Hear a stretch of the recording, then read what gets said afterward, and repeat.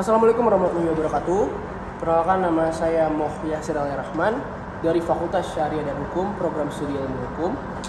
Di sini saya akan membahas terkait apakah boleh seorang suami menikah kembali tanpa adanya izin daripada istri sahnya.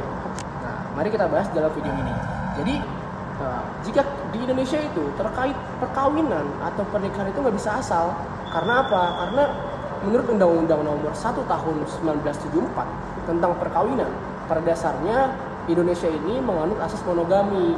Apa yang dimaksud dengan asas monogami? Yaitu asas yang berarti seorang pria itu hanya boleh mempunyai satu orang istri saja, kecuali adanya alasan dan syarat-syarat tertentu untuk melakukan poligami. Nah, pertanyaannya di sini, apabila suami ingin menikah lagi tanpa izin daripada istrinya, apakah hal tersebut diperbolehkan? Dan apabila tidak diperbolehkan, apakah ada akibat hukumnya? Jadi, jika seorang suami ingin menikah lagi, tentunya ia wajib mengajukan izin. Izinnya kemana? Izinnya itu ke pengadilan, dan juga tentunya harus mendapatkan persetujuan daripada istri sahnya. Nah, tanpa izin dari pengadilan dan istri sahnya ini, pernikahan suami tersebut dianggap cacat hukum.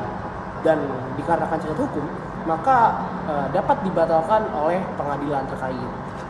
Kemudian, bagaimana jika suami menikah lagi tanpa izin istri, ini akibat hukumnya apa gitu?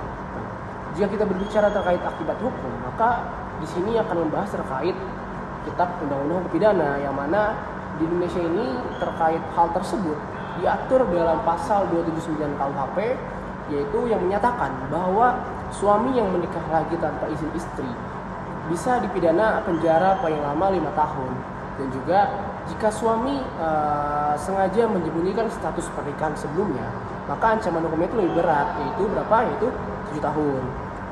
Jadi dengan adanya aturan dan akibat hukum tersebut, jika seorang istri mengetahui bahwa suaminya melakukan pernikahan kembali gitu ya tanpa izin daripada pihak istri, maka istri ini berhak untuk melaporkan perbuatan tersebut ke polisi.